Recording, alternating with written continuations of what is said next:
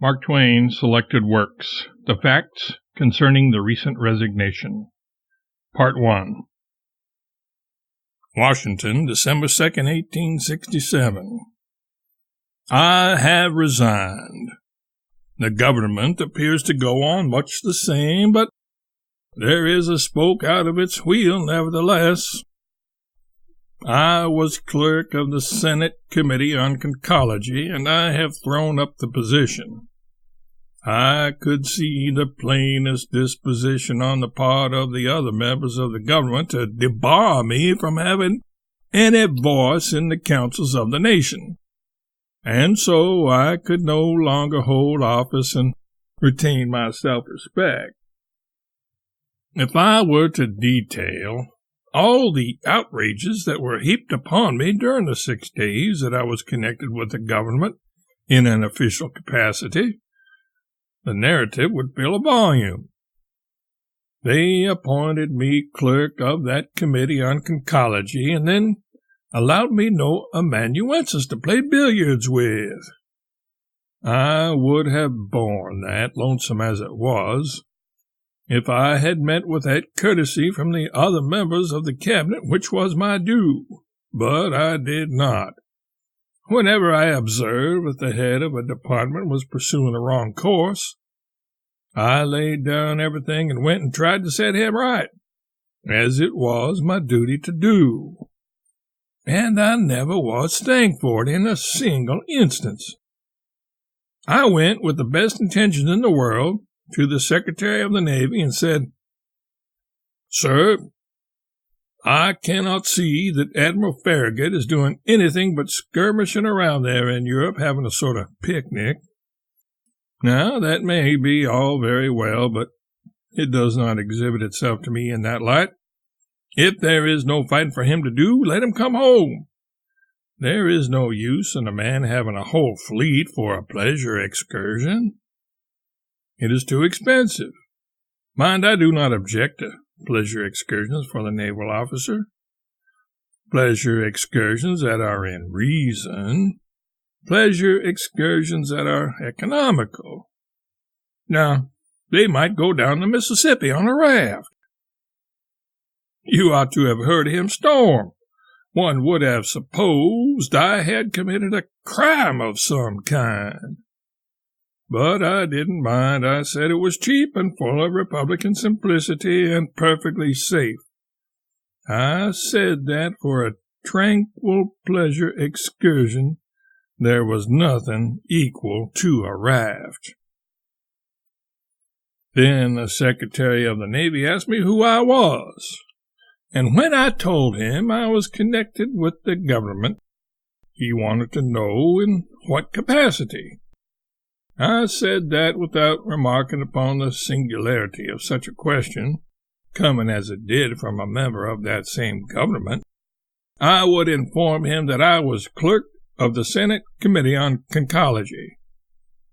Then there was a fine storm. He finished by ordering me to leave the premises and give my attention strictly to my own business in future. My first impulse was to get him removed. However, that would harm others beside himself and do me no real good, and so I let him stay. I went next to the Secretary of War, who was not inclined to see me at all, until he learned that I was connected with the government. If I had not been on important business, I suppose I could not have got in.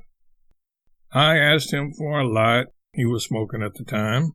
And then I told him I had no fault to find with his defending the parole stipulations of General Lee and his comrades in arms, but that I could not approve of his method of fighting the Indians on the plains.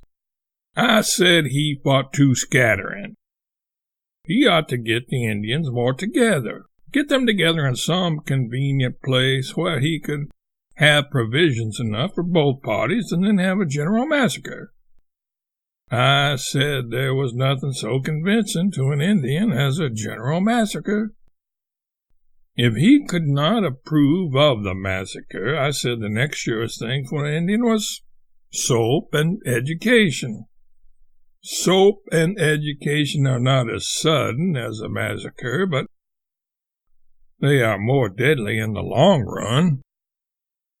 Because a half-massacred Indian may recover, but if you educate him and wash him, it is bound to finish him sometime or other.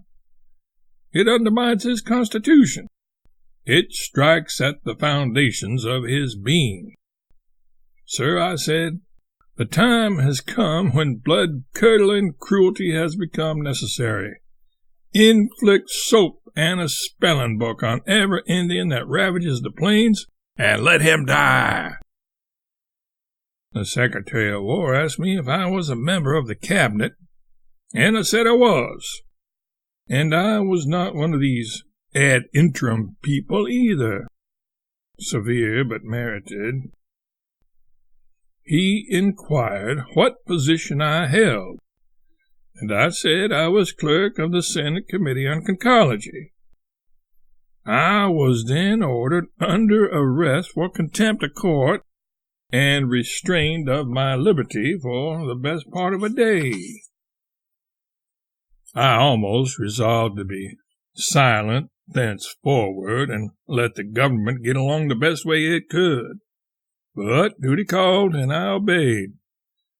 I called on the Secretary of the Treasury. He said, "What will you have?" The question threw me off my guard. I said, "Rum punch."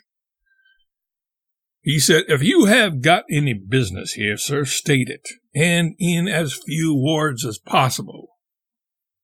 I then said that I was sorry he had seen fit to change the subject so abruptly, because such conduct was very offensive to me, but under the circumstances I would overlook the matter and come to the point. I now went into an earnest expostulation with him upon the extravagant length of his report. I said it was expensive, unnecessary, and awkwardly constructed. There were no descriptive passages in it, no poetry, no sentiment, no heroes, no plot, no pictures, not even woodcuts. Nobody would read it, that was a clear case. I urged him not to ruin his reputation by getting out a thing like that. If he ever hoped to succeed in literature, he must throw more variety into his writing.